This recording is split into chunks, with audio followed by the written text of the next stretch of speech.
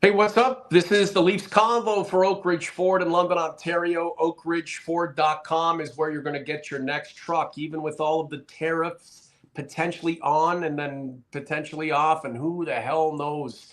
F-150s appear right now to be in a safe space with big discounts and or low interest rates. Now is the time to lease. Get it all out of the way before the madness ensues, and even if things do calm down, you're not going to find a better deal than if it comes from me, Norm at Oak Ridge Ford, our sponsor for the Leafs Convo on March 6th, 2025. We're on the eve of the NHL trade deadline, Mr. Augello. And regardless of whether the Leafs make a trade, you are celebrating tonight because the thorn in your side has officially been removed. I'll let you explain. Good evening. Well, okay. Good evening, Norm. Okay. I'm not celebrating, but it's a move that is well past its due date because Ryan Reaves is terrible, and we knew that this was probably going to happen because the Leafs have limited cap space. So, if for those who did not see, Ryan Reaves was placed on waivers at 2:00 this afternoon, all for the purpose of clearing a little over $1 million in cap space. Now, it could be a paper transaction. It could be something where, he's right back on the roster if they don't pick up anybody or they don't make a trade. But at this moment, that's a little more cap space that they have. And, I think it's something they're giving themselves as much flexibility as possible. We pretty much know that if they make a deal, there's going to be some salary going out. Who that is. It could be Timmins, it could be Robertson, it could be Connor Dewar. Who knows? We don't know. But more than likely, if they make some moves, there's also going to be some retention involved. We don't know if it's going to be a center or defenseman or both or neither. We'll see. This is the Leafs Convo for Oak Ridge Ford in London, Ontario. OakRidgeFord.com is where you're going to get your next vehicle. At me right now, when you sponsor our sponsor by doing business with them, you sponsor us and keep us going. Mike in Buffalo, Norm in London, thank you for being here. The chat is starting to fill up. Like the content, subscribe to the channel. I'm going to go over the Stolars versus Wall poll on the Leafs Convo community portion of the overall platform and channel in a few minutes, and it was overwhelmingly in favor of one particular goalie, the guy who seems to be riding the hot hand right now. So we'll talk about that in just a little bit. Ryan Reaves, 2 assists, no goals, second year of a 3-year contract. Is this kind of what the Leafs had projected they would do? That at this point, if they just didn't feel like he was useful enough, they would bury him? Well, I mean, at the midway point of last year, he should have been buried because he was terrible. And then as of now, though, Mike, your opinion versus what the Maple Leafs felt at the beginning of the season and even into last year, I mean, it was obviously different, right? Now we're here. So, I mean, do you think that was part of their plan because he lasted this long with the team? I mean, I think the reason that they waited this long is because they didn't need the cap space until now. I mean, he's been a 13th forward, an extra body, somebody who hasn't been in the lineup for a long stretch. They've had players on LTIR, they've had players on IR. So they haven't had the need to really open up the cap space. But I mean, with the return of Kalle Järnkrok, that decrease the amount of cap space even more. And, depending on who they go out and trade for, I mean, we expect them to trade for a center and a defenseman. So now it comes down to the fact that you don't have the luxury of carrying some dead weight on the roster. So you had to make that move. So Yanni Gourde picked up by the team that made him famous and that he helped to contribute to winning Stanley Cups. Luke Schenn traded to Pittsburgh because, they're going to make a run. Not exactly blockbuster deals, but 2 guys that we had considered as potential trade pieces for the Maple Leafs, now off the table. But, the Brian O'Reillys of the world are still there. The Braden Schenns are still there. Mikko Rantanen, what the hell? This guy was just traded. And now he's, rumored to potentially be a trade piece for the Maple Leafs before the 3 o'clock deadline. I mean, what's your take on it all, Mike? I wouldn't say things are moving frenetically or at a furious pace because there's really, no big names out there that are to seismically change a team's fortunes. But, they've cleared some cap space, so that indicates that they've got their eye on a player or potentially two, maybe three, who knows? Well, I mean, starting with the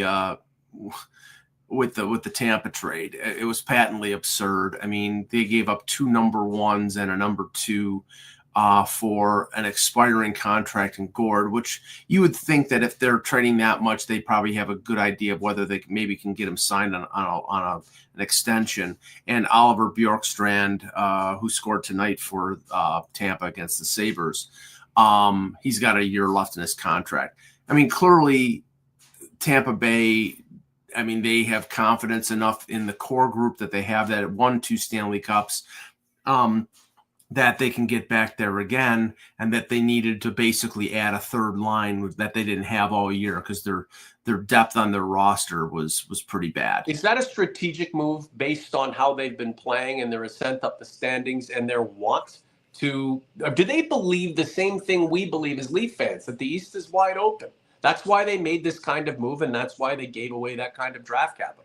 Well, they're acting that way, but I think, the thing is, it's like you can afford to take risks like they are doing right now, and like Florida is doing right now by trading a first for Seth Jones when you've won Stanley Cups. Yep. You're just trying to add more jewelry into the jewelry case. Right. So Nira Namek. They have 2 cups. Who's to argue? Right. And they have a core group, and they have a top 6 that's excellent. They have a Stanley Cup Conn Smythe caliber goaltender in Vasilevsky. They have Hedman on defense. Now I think they should have added more on the blue line, but apparently they thought that their needs were at forward. Right. And I don't think the Leafs have the luxury to do that.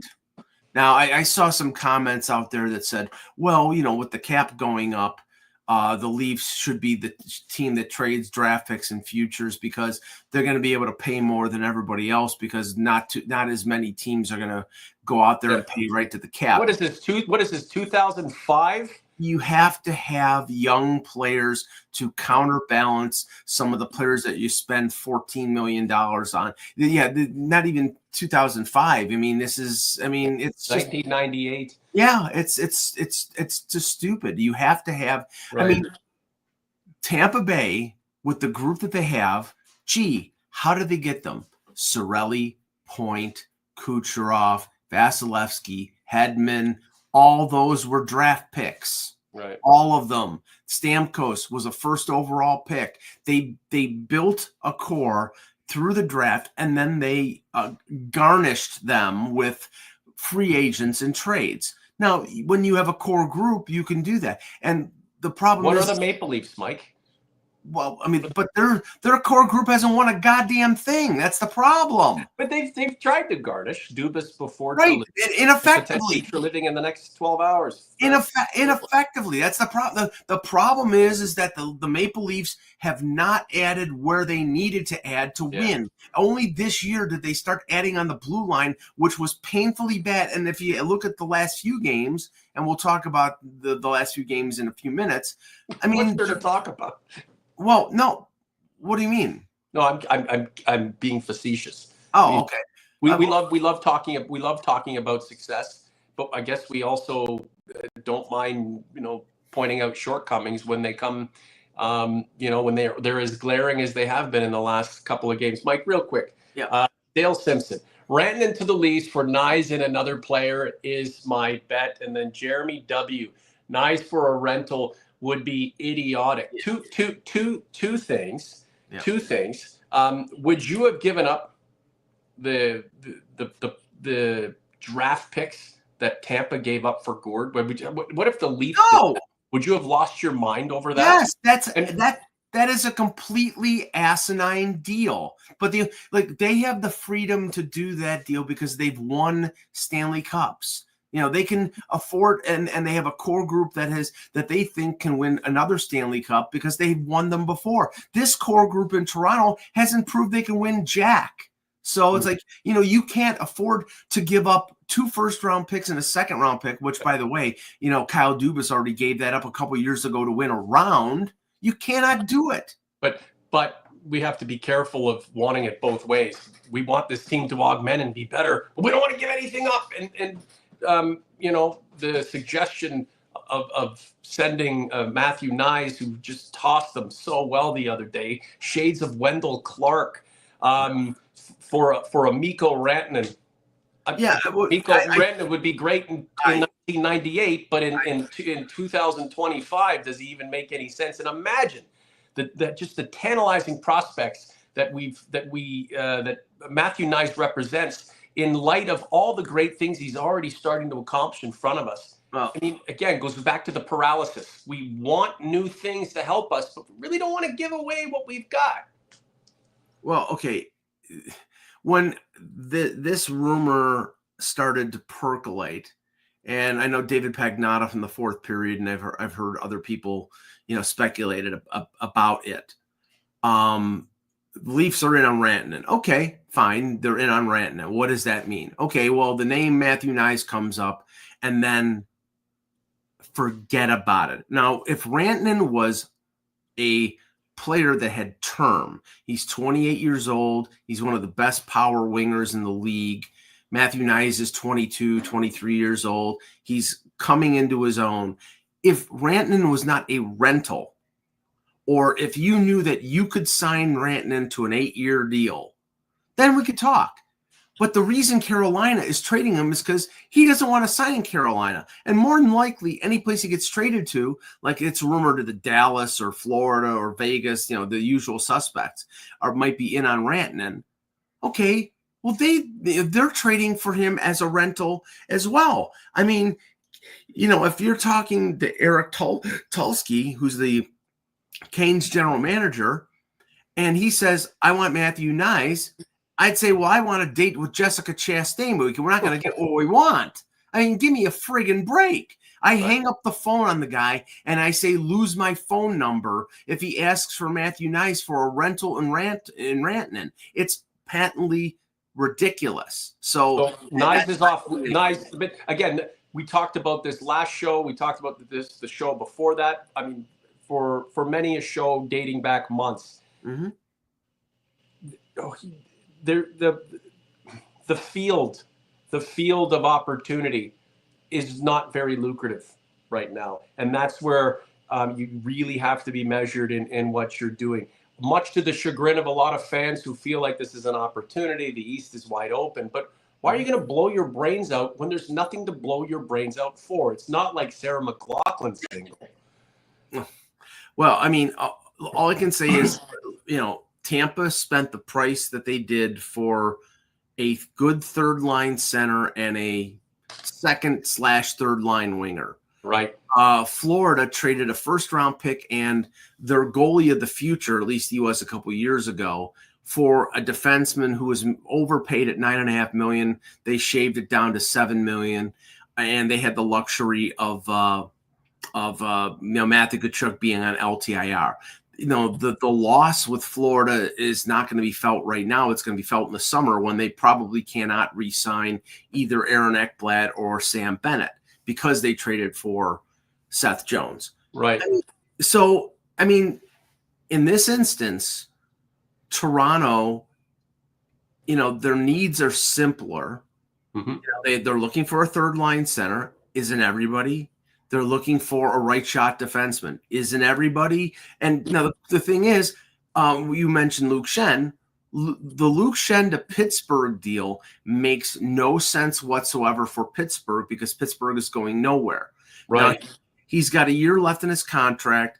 I spoke to one of the Nashville reporter who's I do a podcast with for the Hockey News, and she can't figure out that deal either. The only thing I can figure out is, Everybody knows who wants Luke Schenn. That's Toronto.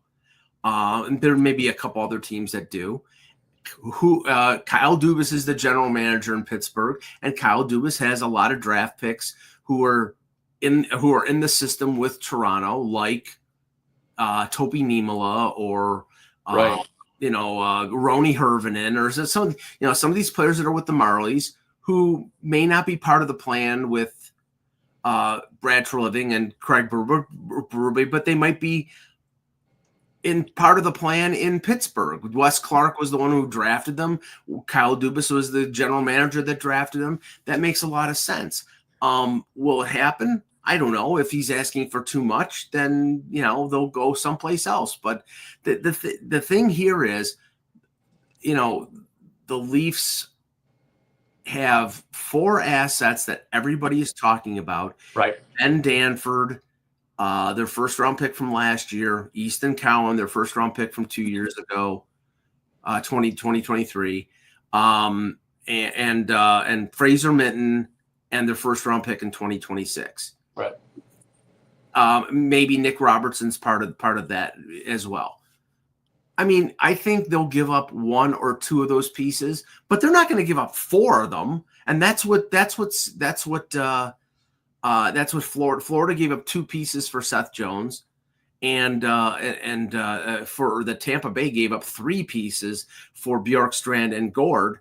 Okay. So, yeah, I mean, I just don't think that the Leafs are that close that they can give up those assets to add the quality of players that are out on this market right now. And if they do, I think they're making a big mistake. How do you keep up with the Joneses then, Mike? The teams in Florida are ready to go to war. One wants to keep its title. One wants to retain a championship. And you have the Maple Leafs, potentially stuck in paralysis, and justifiably so to a certain extent. So how do you keep up with these teams? And if the deadline goes by and the Leafs have either done something menial or, dare I say, nothing at all, I mean, what's the impression? Well, the impression is the core group better friggin' show up. Right.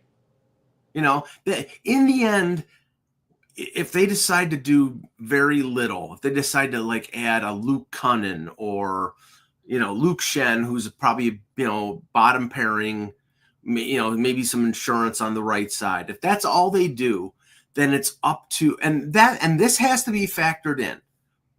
Austin Matthews is not Austin Matthews right now.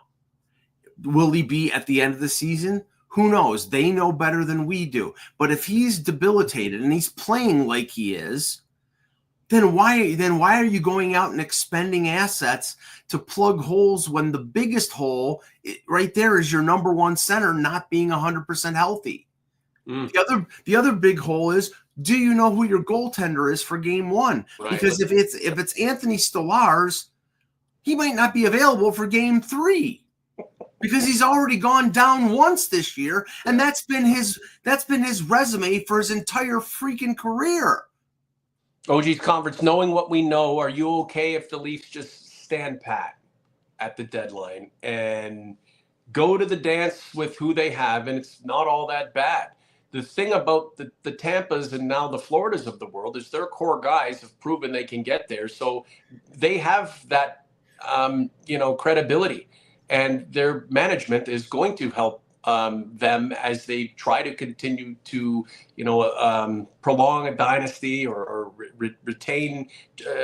retain superiority over a state rival with, a deal here and a deal there, moving draft capital away. The Maple Leafs core guys haven't really proved that they're worthy of it yet, have they? So how do you feel if the Maple Leafs stand pat? Only one way to find out. Get past 3 o'clock tomorrow on March the 7th, 2025, without the Leafs having done anything, and then we can talk about it from there. Mike, the Leafs blow a lead in Toronto on a sleepy Monday after, coming from behind to beat Pittsburgh. I'm not so surprised about that. Losing to a bottom feeder sucks, but it's Monday at Scotiabank Arena. I don't care where they are in the schedule and how well they've played of late. that game for me is an instant loss until they prove otherwise, and they weren't able to do it. And then, you know, Vegas is a very good team. The goaltender getting chased, and that leads me to the poll that we have in community right now. You guys can still vote on it if you want, because every time we do put a poll up, it just stays there. Right now, who is your game one starter? 117 votes. 91% said this guy. Who do you think it is? Wall or Stolarz, Mr. Augello? It's the guy who is the wrong choice. Okay, tell us why. Based on how he's played and a little bit of potential regression in Wall's game. Maybe it's exhaustion. Maybe it's just, it's puck luck. It's this kind of where you're at in this season, and he's just got to kind of find his way again. But Stolarz is indicating that regardless of how you feel about his health and whether he can maintain it, he's chomping at the bit to show what he can do more than play well in the regular season. Well, I mean, I'm glad he's chomping at the bit, and the way he has played during the regular season.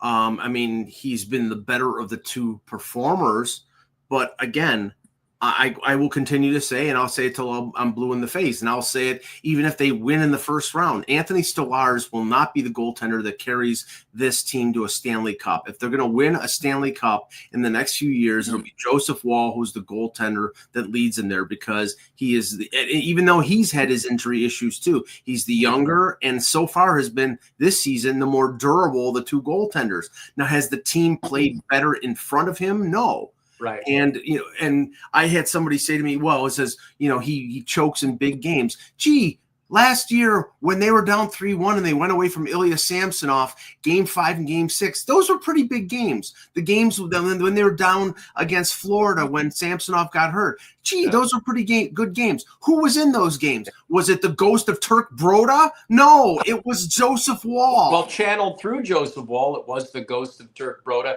It's unfortunate, but this is how we are today. It's 1 versus 2. It's 3 versus 4. It's me versus you, Mike. It has to be one or the other. Several years ago, it was analytic hockey versus old school hockey, right? It was Kyle Dubas, the young brainiac, versus all the knuckle-dragging Neanderthal hockey minds that, were living in the past. Marner versus Nylander. Now it's Wall versus Stolarz. I mean, if Ilya Samsonov is the guy who's riding the pines for Wall, no one's going to be dissing Wall if he goes through a bit of a run. But again, we like the shiny new object. And Stolarz was a part of the team to start, got injured, came back, played well. Wall's just kind of been old hat. And now we're overwhelmingly in favor of a guy. And I'm even seeing OGs and Comrades and Leafs fans trashing Joseph Wall. Like, for God's sakes, he wears the blue and white. And who knows, one of these guys may save our team's ass in the next 3 months. Then you're going to love him again. So, either one is a damn good bet, but that's up to Craig Berube to make that call when it means the most. Well, all I know is that in the last 2 games, and there's no defending Wall against Vegas. 2 of the 3 goals were bad, and he got pulled in favor of Stolarz. Ideally, they didn't want to put Stolarz in the game because they played him against San Jose. They want to do a goaltending rotation right now, but their defense since Chris Tanev has gone out has been pathetic. The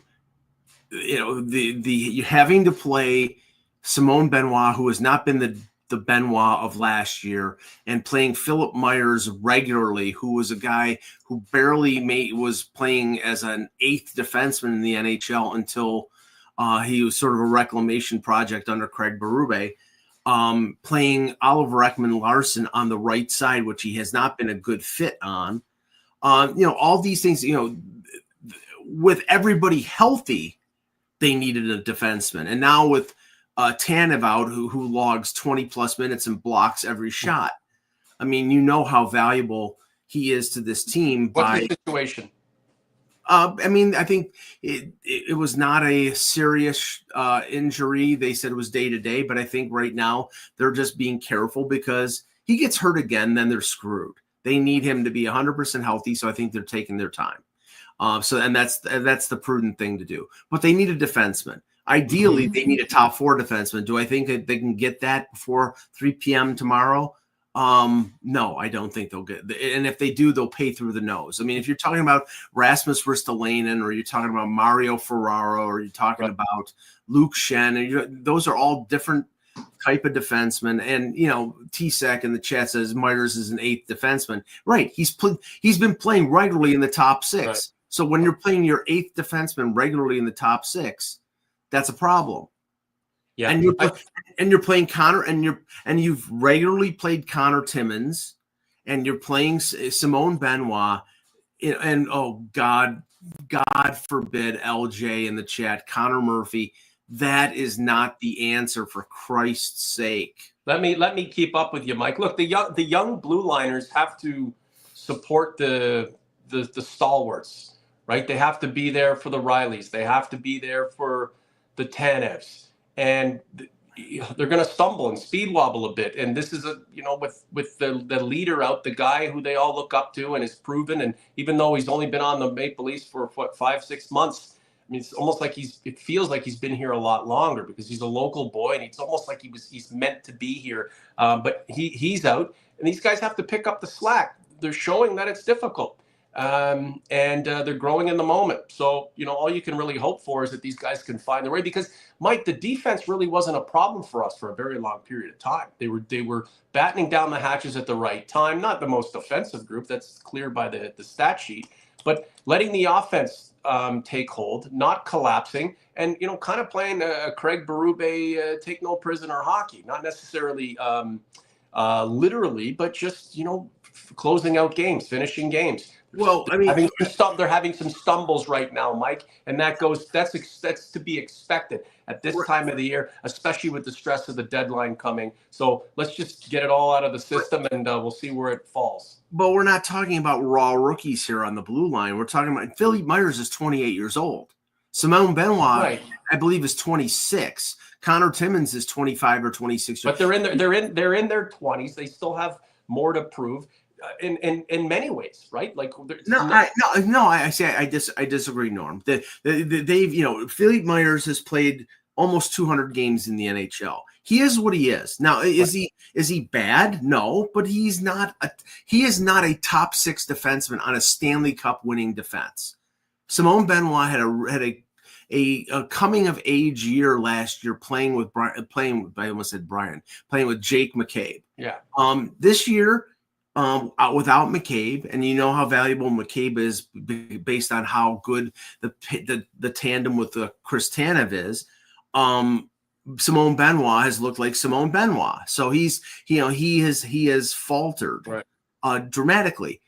Connor Timmins has stayed healthy, but he's been inconsistent.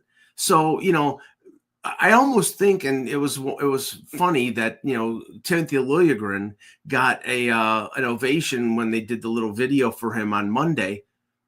You almost have to think, even though Liljegren was not a fit with Berube, that they would have been better served to keep Liljegren, because he's a right shot defenseman. What are you going to do? It's over, Mike. I mean, but that's the judgment of this team now.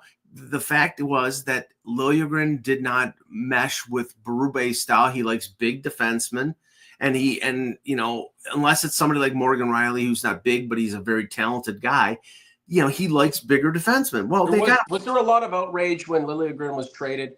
I know he had his detractors, he had his advocates, but I mean, people who watched this team for as long as they have, and watched him go from a kind of a homegrown guy to someone we thought would be better than Rasmus Sandin, and just didn't turn out. There wasn't a major amount of disappointment as he left the property, Mike. I mean, it was what it was. And we weren't calling for Timothy Liljegren to come and make this team better a few months ago, when the goals were at a minimum. It was Wall or Stolarz. The carousel was backstopping the team to mostly wins. The defensive group looked confident on most nights. Don't you think this is just kind of the time of the year where players begin to kind of wear down a little bit? Again, as I said, the stress of the deadline coming up. And no one looked at the Leafs defensive core as if we knew it was a bona fide group that could, be the backstop or the core or the backbone for a team that could go very deep in the playoffs. The jury was kind of still out, and now we're having some second thoughts about where we're at. I don't want to take too much more time tonight. All I'll say is this: defensemen, forwards, everybody gets hurt in the playoffs. Chris Tanev got hurt on a check with Trent. I think it was Trent Frederick, or Beach. It may have been Beecher against the Bruins. Okay, those injuries are going to happen in the playoffs, and maybe in the playoffs he toughs it out and he plays. Right.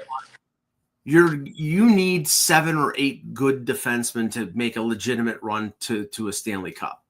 This team has 4, maybe 5. They don't have enough. They don't. Now, why do they not have enough? Well, because they're paying $40 million for 4 forwards. The territory that we've covered way too much. They're not paying a big money to a goaltender, and they're not paying enough money to their blue line. They're paying to 4 forwards who have won 1 round in 7 years. You can't get past that, and that until they win, that's going to be a factor. And I'll reiterate for people who are just coming in, the Leafs are not getting Rantanen.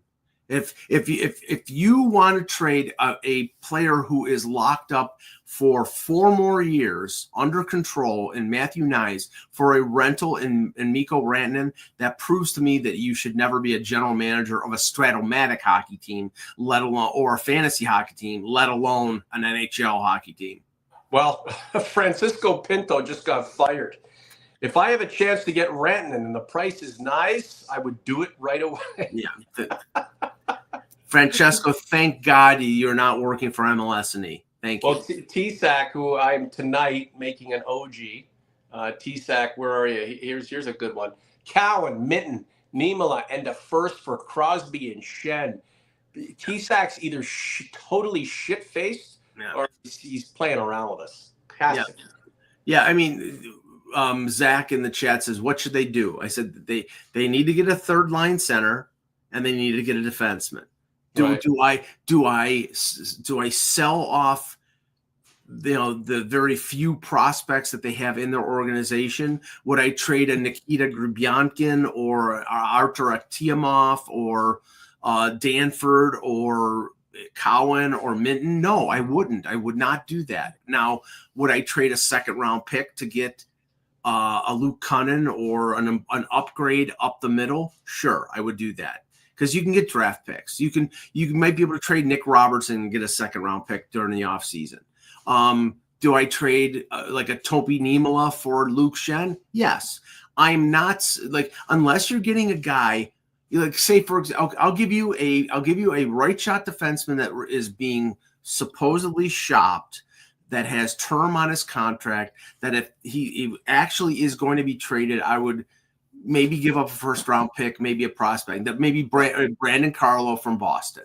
He's got 3 years left. He's being paid, I believe, $4.1 million. That's a guy I would, because he's got term. He's a big player. He's played in lots of playoffs. That makes sense. Are you telling me that conceivably Brad Treliving can make deals that turns this group of defensemen who still leave a lot to be desired into a bona fide force when it comes to the playoffs? They can be improved. I mean, but right now, even with Tanev at 100%, you've got Riley, Ekman Larson playing the wrong side. So you've got him playing out of position because you don't have a righty to play with Riley. So you got Riley and Ekman Larson, McCabe and Tanev. That's your top 4. That's fine. Then your third pairing is Simone Benoit and Connor Timmins. You get those guys out there for more than 13 minutes in a playoff, they're going to kill you.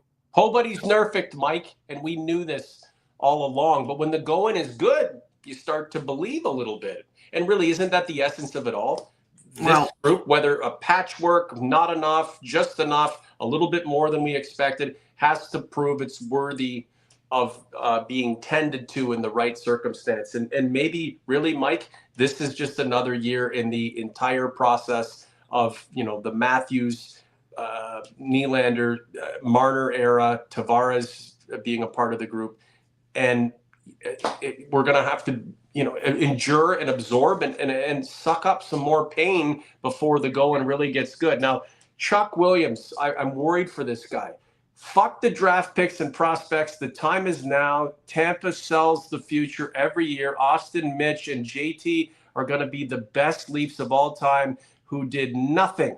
If it takes Knies to get Mikko, do it. I'm worried. I'm worried for Chuck's mental health if Brad Treliving, makes just a small minor deal before 3 p.m. tomorrow. Chuck, and he's not. Chuck may not be alone. Chuck, I'll just say this. If they make that deal in 3 years, when Matthew Knies is a 40-goal scorer playing on the left wing with Sebastian Aho, and you're crying a river that Matthew Knies is the player that the Leafs gave away for a one-shot deal, even if they win the Stanley Cup, that's a bad trade. How does Mikko Rantanen make the Maple Leafs a frontline contender? It's not about me, because Mikko Rantanen is one of the best forwards in the league. If he was a center, that would make sense. But he's one of the best wingers in the league. He would be a difference maker. There's no doubt about it. But you're not giving up a 23-year-old forward who's going to score 30 goals this year for a guy who's going to walk out the door on July 1st. It makes no sense. I mean, excuse me, folks. That is why I've been the advocate of trading Mitch. I was during the last summer, an advocate of trading Mitch Marner, because the prospect of him walking away for nothing would be disastrous. And Mike, it's easier said than done. Okay. Oh, right. I mean, he was never going to waive his no move clause. So yeah, I mean, they were skunked before they even got started. What you get for losing Mitch Marner is a lot of money that you would have paid the guy and bitched about constantly, once he put pen to paper. So, I mean, I don't know how we're going to summarize this show and get ready for what's to come over the next 12, 18, 24 hours. But I'm marginally excited, which is good enough. I'll just say this. Keep your expectations low. Right. As you should as a Leaf fan. If you think they're going to lose and then they win, you'll be surprised. If you think they're going to lose and they lose, then you expected it. In this instance, keep your expectations low. I don't think they're getting Mikko Rantanen.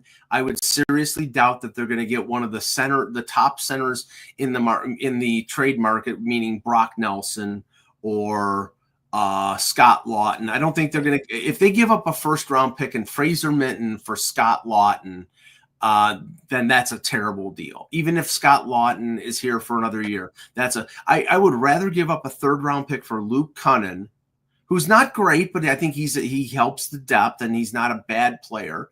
I would rather give up a second or third round pick for Luke Kunin than give up a first round pick for Scott Lawton and have Scott Lawton around for another year. I think it's a bad move.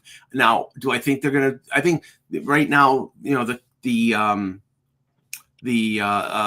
competition for all these centers, Brock Nelson, Kunin, Lawton. Winnipeg is looking for a center. New Jersey's looking for a center. Washington's looking for a center. Toronto's looking for a center. When the music stops, one of them might not have a chair, and that might be Toronto. And then you're stuck with Max Domi as your number 3 center. And if that's what it is, that's what it is. And Braden Shen, I don't think he's getting traded. He may get traded in the summer. I think Doug Armstrong was drumming up business. Now, the only factor there that might change is that Colton Parayko went down with an injury. He's out for 6 weeks. And now maybe he thinks St. Louis can't make the playoffs, so maybe he'd be more amenable to trading Braden Shen. But then it comes back to the problem with Braden Shen is that he's got 3 years left in the contract at $6.5 million. He's 33 years old, and he's good right now. But in a year, will he still be good? And Ryan O'Reilly, I don't think is getting traded. So Mike, we love you. Listen to yourself. You're talking yourself out of all of these potential moves. What does that tell me? The conditions aren't proper enough. They're not right to go and do anything dramatic that could mortgage the future, a future in the long term and in the immediate. However, when you make that case to rabid fans who want to see action and have waited a very long time, in some cases their entire lives, to see the Leafs succeed in the playoffs, I mean, you better make an unbelievable case. And regardless of how well you convey your thoughts and state what you want to state, the fervor of a fan and that pride they have and the want for better will always weigh out the context that really needs to go along with these kinds of decisions that the general managers are making. Last word to you. Well, I'll just say this. If you watched the convo from the night before the deadline, and I'm not sure if we did a show the night before the deadline 2 years ago, everybody was saying, before they made the Ryan O'Reilly deal, everybody was saying, oh, if you have to trade, the best, your top prospect to get the guy that's going to help us for now, do it. Mm-hmm. There were people advocating trading Matthew Knies. Right.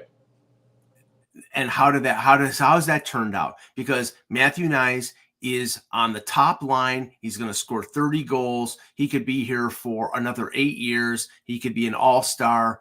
You don't trade those guys. If you don't think Fraser Minton or Easton Cowan, if they don't think that they're going to be good, fine. If you want to use them as pieces in a deal, but I think we know that they think they're good.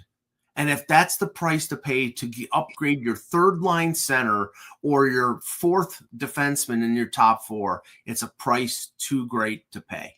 Yeah, today's important, but so is tomorrow. Matthews is not at his best. The defensive group getting a little bit rickety, especially with Chris Tanev. You can't expect that guy to lead the way where his age is at. He's supposed to be an integral piece, and hopefully he's convalescing right now. But we've got to take a look at the big picture.